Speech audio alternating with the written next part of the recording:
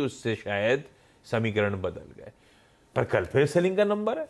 और कल last event Goldman सैक्स ने कुछ नहीं तो आईपीओ जो लिस्ट हुआ था उसमें पैसा डाला था, तो अब जेन्युइनली थोड़ा सा बात निकाल रहे, सेटअप है कैसा? हाँ, सेटअप थोड़ा सा खराब हुआ है। कल सेलिंग आई है एफआईएस की कैश मार्केट में, और एफएनओ में कुछ नहीं हुआ कल, लेकिन कैश मार्केट में सेलिंग है। और अब वो बार्स आएंगे आपकी स्क्रीन पर, और ये नॉर्मली पिछले 20 या 25 दिन का एक ट्रैक रिकॉर्ड रहा है कि एफआई की बाइंग में मार्केट ऊपर और एफआई की सेलिंग में मार्केट नीचे। ठीक है ना, तो अब ये 2 दिन हो गए और मार्केट का ट्रैक रिकॉर्ड क्या रहा है, 9 दिन ऊपर फिर 9 दिन नीचे। अब मुझे रिस्क लग रहा है कि कहीं ये वापस 9 दिन नीचे वाली शुरुआत तो नहीं हो गई है निफ्टी की। इसके लिए वो बहुत इंपॉर्टेंट था, वो जो लेवल्स मैंने मेंशन किए थे। इंडेक्स फ्यूचर्स में कुछ खास हुआ ही नहीं, 328 लॉन्ग और 106 शॉर्ट, और उसमें भी मैं देख रहा था निफ्टी बैंक निफ्टी में कोई इंडिविजुअल मामला कुछ था नहीं।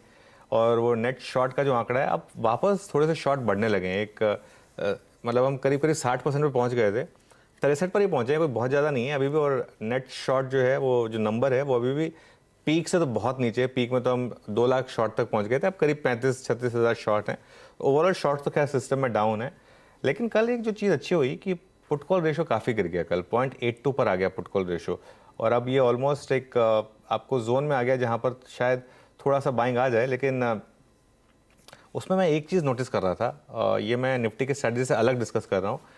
17,700 की कॉल और 17,700 की पुट, ये दोनों एक बार अगर आप स्प्लिट स्क्रीन पर रखें तो एक बहुत इंटरेस्टिंग चीज़ निकल कर आएगी।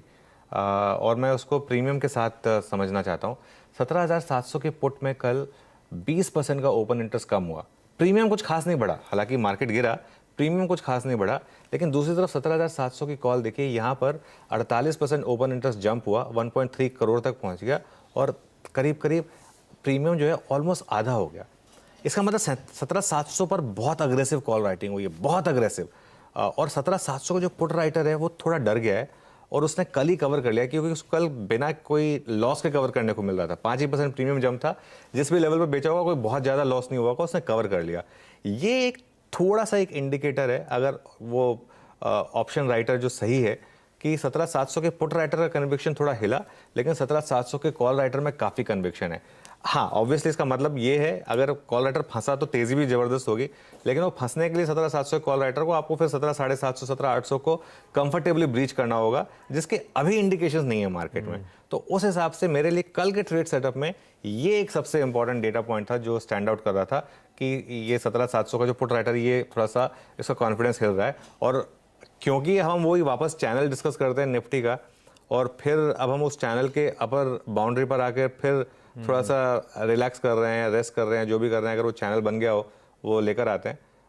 तो ये देखिए वो चैनल, आशीष, उसको हमने ब्रीच कर लिया था, लेकिन अब ये 2 दिन को थोड़ा मैग्नीफाई करेंगे इसको। 2 दिन के बाद ये जो थोड़ा सा, हाँ ये देखिए ये वापस यहाँ पर आ गया, अभी यहाँ पर रुक जाए। इसका लेवल है करीब करीब वही 17,660 के करीब, जो हमने लगातार डिस्कस भी किया है कि मार्केट में 550 से 17,650 के करीब का जो लेवल है वो इंपॉर्टेंट है। उस लेवल पर आकर अब हम एग्जैक्टली टिके हैं, 17,760। ऑब्वियसली कल 660 कल की क्लोजिंग है, तो इस सिग्निफिकेंस में कल का जो ट्रेड सेटअप है वो हल्का सा खराब है। और मुझे थोड़ा सा डर लग रहा है कि शायद निफ्टी में अब वापस एक डाउनवर्ड मूव स्टार्ट हो गया हो, और देखते हैं जिस तरीके से कल का मूड बैठा है, आज किस तरीके से हम ट्रेड कर दें। ब्यूटीफुल। तो वो 17,700 के कॉल राइटर्स का थोड़ा सा हौसला बढ़ रहा है। हम चैनल के उस टॉप एंड के आसपास आके थोड़े से पस्त पड़ भी गए हैं, तो इंडिकेशंस शायद 2 दिन से दिख भी रहा है, बाजार अटक रहा है, कंसोलिडेट कर रहा है। आपने कहा है थोड़ा सा 9 दिन की तेजी के बाद ये जो अटक रहा है मामला, लग रहा है थोड़ा सा प्रेशर माउंट होगा। कल का निफ्टी इंटरडे ले आइएगा, जहां खुले थे वहीं दिन के हाईज थे, वो अपफ्रंट मेंशन भी हुआ, और खुलने के बाद से ही वो गेन्स इरेज होना शुरू हुए। और फाइनली कहा निफ्टी एक समय 60 पॉइंट ऊपर था, बंद हुआ 40, 45, 46 अंक नीचे जाके। तो कल दिन भर थोड़ा सा थकावट वाला मंगलवार का सेशन निकला है। अब अप्रोच क्या रखूं? आपने वो इंपॉर्टेंट लेवल्स मेंशन कर दिए थे, मंडे के जोन जो है, मंडे को लोस थे मेरे 575 के आसपास के। कैसे अप्रोच करना है निफ्टी को? अब 760 पे कोई ट्रेड बनता है नहीं बनता? अगर मूड बन रहा है कि थोड़ा सा सल्क करेगा बाजार, तो क्या बेचने के मौके ढूंढने हैं क्या? आज मुझे लग रहा है दोनों साइड के ट्रेड्स मिलेंगे आपको। एक चीज़ मैं आज जो देखूंगा सबसे इम्पोर्टेंट, वो आज आईटी और रिलायंस की चाल कैसी होगी, ठीक है, क्योंकि आईटी बहुत बड़ा सेक्टर है मार्केट के लिए और रिलायंस खुद में एक बड़ा सेक्टर है, तो ये दो बड़े सेक्टर्स हैं। बैंक निफ्टी मोर और लेस फिर भी स्ट्रांग है, लेकिन आईटी और रिलायंस की चाल देखनी होगी। कल रिलायंस ने मूड खराब किया मार्केट का, कल इनफैक्ट सबसे बड़ी डिक्लाइन रिलायंस की वजह से थी, लेकिन जो ओवरनाइट न्यूज़ आई है ना आशीष, क्या ये मार्केट थोड़ा सा प्रिडिक्ट करने की कोशिश कर रहा था कि विंडफॉल गेन में टैक्स वापस लगेगा और ये सब होगा उसमें, लेकिन अगर आप देखें तो विंडफॉल गेन वाला जो टैक्स है वो ओएनजीसी के लिए नेगेटिव है, रिलायंस के लिए नेगेटिव नहीं है, रिलायंस को उससे कुछ लेना देना नहीं है। उल्टा दूसरी तरफ डीजल पे जो एक्सपोर्ट ड्यूटी थी वो जीरो हो गई है, तो वो एक्चुअली रिलायंस के लिए पॉजिटिव है, क्योंकि डीजल क्रैक्स में ही रिलायंस का सबसे ज़्यादा मार्जिन होता है। तो उस हिसाब से आज अगर रिलायंस में रिकवरी आ गई कल के डिक्लाइन के बाद, पॉसिबल है वो हो जाए, तो वो मुझे लगता है कि शायद एक मार्केट के लिए एक फैक्टर बन सकता है। तो आज सबसे बड़ी नज़र रखेंगे आप रिलायंस के ऊपर और उसके अलावा आईटी शेयरों पर। देखिए रिलायंस इस चैनल को ओन कर दिए, ये डिस्क्लेमर हम बार बार देते हैं, लेकिन हम बात इसकी सिर्फ इसलिए करते हैं क्योंकि सबसे बड़ा स्टॉक है मार्केट में, करीब 14% का निफ्टी में वेट है रिलायंस का, तो ऑब्वियसली अगर रिलायंस में हल्का सा मूव आता है तो सब मार्केट में मूव आता है। और रिलायंस के नंबर्स आने हैं फ्राइडे को, और नॉर्मली आप देखते हैं कि रिलायंस कई बार नंबर से पहले मूव दिखाता है, तो इसलिए आज मैं रिलायंस पर एक बार नज़र रखूंगा। अभी क्या ये वीकनेस नंबर्स को प्रीएम्प्ट कर रही थी, क्या ये वीकनेस ये जो टैक्स वापस आने वाला था उसको प्रीएम्प्ट कर रही थी, ये कहना थोड़ा मुश्किल होगा। तो इसके लिए आज के रिएक्शन से वो पता चल जाएगा आपको। आज भी अगर वीक रहा तो मतलब ये नंबर्स को प्रीएम्प्ट कर रही है, बहुत क्लियर है इसका मतलब, ठीक है। आज आपको एक रेंज में ट्रेड करना है निफ्टी को, और वो रेंज में बता देता हूँ। पहली जो छोटी रेंज है उसकी 17,610 से 17,766, और जो बड़ी रेंज है वो तो बहुत क्लियर है, परसों का हाई और लो, मंडे का। वो मैं बार बार बोल चुका हूँ कि उस दिन का लो और हाई दोनों सिग्निफिकेंट है। वो तो जिस साइड भी निकलेगा मार्केट आपको बड़ी ट्रेड देगी। 17,574, 17,863। तो उसको अप्रोच कैसे करें? बाय जोन रखें एक 50 पॉइंट का, 17,575 से 17,625। छोटा, मैं देखिए मैं एक प्रिसाइज लेवल देने में मतलब थोड़ा सा ज़्यादा बिलीव करता हूँ, ना कि मतलब बहुत ज़्यादा लेवल्स देने में। थोड़ा एक प्रिसाइज लेवल लोगों के लिए अच्छा रहता है। और स्टॉप लॉस करीब रखें आप 17,550 पर। ये आपका निफ्टी का ट्रेड है लेवल्स के हिसाब से, बहुत सिंपल। और 550 इसलिए हो कि वो जो बड़ी रेंज थी उससे बस थोड़ा सा नीचे, बड़ी रेंज पे सबके स्टॉप लॉस प्लेस्ड होंगे, तो कल को लग भी गए तो आप 550 तक सेफ हैं। और सेल जोन कहाँ पर है? 17,775 से 17,825। लगातार इस जोन में बात हुई है कि थोड़ी सेलिंग आ रही है। और स्टॉप लॉस 17,875 वही, फिर 17,863 से थोड़ा ऊपर रख दिया 17,875। मैं जैसा मैं फिर कह रहा हूँ, थोड़ा सा मैं एक स्पेसिफिक रेंज देने में बिलीव करता हूँ और इस हिसाब से रेंज बनेगी मतलब। लेकिन और एक और चीज़ है आशीष, आपको प्रॉफिट छोटे ही मिलेंगे। अगर आपको 40, 50, 60 पॉइंट के प्रॉफिट मिल जाएं किसी भी ट्रेड में, दोनों साइड पे किसी भी प्रॉफिट मिल जाए, आप ले लीजिए उस प्रॉफिट को। उसके बाद ज़्यादा ग्रीडी मत होइए इस मार्केट में। बड़ी ट्रेड भी आएगी।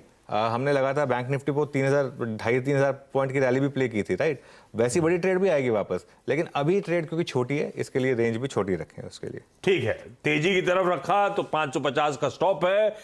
जब ऊपर की तरफ दबाव बनाने का मन करे, दिकाली का प्रेशर हावी हो, दो तरफ की ट्रेड देगा बाजार 875 का, उस केस में आपका स्टॉप लॉस होगा 17,875। निफ्टी की चर्चा हो गई। कल हो क्या रहा था, एक तरफ निफ्टी बैंक रखिए, दूसरी तरफ निफ्टी आईटी रखिएगा। 2 दिन क्या, मंडे के उस तगड़े प्रेशर के बाद, पिछले हफ्ते भी दबाव था और टीसीएस रिलेटेड था, लेकिन उसको छोड़ देते हैं।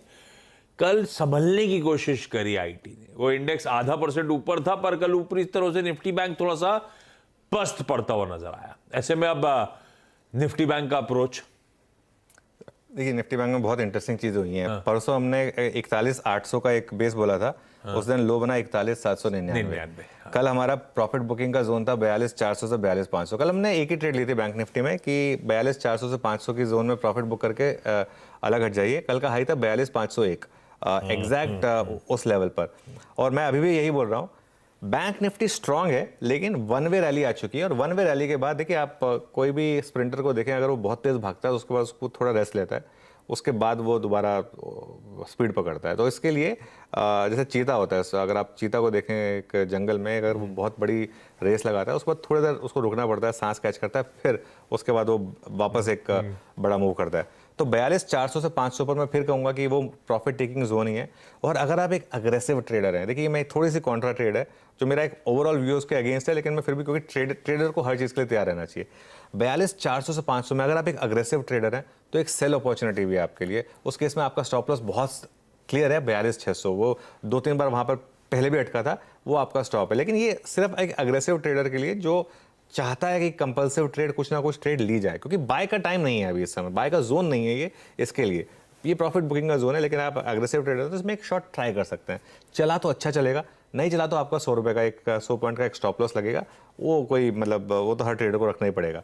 मैं ये इसलिए कह रहा हूँ क्योंकि आशीष, नए ब्रेकआउट के लिए HDFC बैंक का गिरना रुकना जरूरी है। परसों वो गिरा, रिजल्ट के बाद गिरा, समझ में आ गया, चलो प्री पोजिशनिंग थी, आप बेनिफिट ऑफ डाउट दे सकते थे कि इस वजह से गिर गया। कल देखिए आप, कल का HDFC बैंक का बिहेवियर बहुत खराब था। ये जो आप FI की सेल का बात कर रहे हैं ना, ये मुझे लग रहा है कल FIs ने थोड़ा सा HDFC बैंक बेचा है, क्योंकि बहुत चल चुका था स्टॉक। और अब मुझे हैरानी नहीं होगी कि जिस तरीके का पैटर्न है, एक बार के लिए HDFC बैंक थोड़ा और करेक्शन दिखा के आपको 1600 तक ले जाए। पॉसिबल है बैंक ये HDFC बैंक में, क्योंकि नंबर्स जो थे इतने अच्छे नहीं थे। वो जो बड़ी रेड बार बनी है, उसके बाद अब एक और छोटी रेड बार बनी है, वो एक कंटिन्यूएशन सिग्नल है HDFC बैंक के लिए। और ये लगातार 10 या 12 ग्रीन बार बनने के बाद बना है। इसके लिए मतलब 1600 तक भी आ गया तो भी कोई बड़ी बात नहीं है HDFC बैंक, लेकिन उससे बैंक निफ्टी पर लीड लग जाएगी। क्यों? क्योंकि 34% HDFC बैंक का वेट है बैंक निफ्टी के ऊपर। इसके लिए HDFC बैंक की चाल बहुत जरूरी है बैंक निफ्टी के लिए। और एक चीज, ICICI बैंक भी काफी चल चुका है, नंबर से पहले 800 वाला 900 हो चुका है। तो यहाँ पर भी कितनी रैली प्राइस देने, कितने नंबर्स प्राइस देने, मेरे ख्याल से तो best to the numbers price देने। लेकिन फिर भी एक बार देख लेते हैं किस तरीके से ये बिहेव कर रहा है। लेकिन फिर वही बात, ये सिर्फ नियर टर्म मूव है। मुझे लग रहा है कि अप्रैल में थोड़ा कंसोलिडेशन होगा और उसके बाद मई में शायद बैंक निफ्टी वापस अपना वो जो पेंडिंग उसका बाकी है ऑल टाइम हाई, उसकी तरफ एक मूव करेगा। उस ट्रेड को फिर बाद में लेंगे। अभी के लिए जो एक ट्रेड मैच्योर हो चुकी है, जो हमने करीब 40,000 40,500 से एक बैंक निफ्टी में लगातार एक लॉन्ग की एडवाइस की है, वो ट्रेड मेरे ख्याल से अब एक मैच्योर हो चुकी है। इवन पोजिशनली वो बड़ी दोबारा आएगी अगर 42,600 के ऊपर आप निकल गए और क्लोज हो गए तो। अभी मुझे उसका थोड़ा सा चांसेस कम ही लग रहे हैं। मुझे लग रहा है कि अभी बैंक निफ्टी में भी हायर लेवल पर प्रॉफिट टेकिंग आएगी, हायर लेवल पर सेलिंग आएगी बैंक निफ्टी में भी। बिल्कुल ठीक, ये हो गया निफ्टी बैंक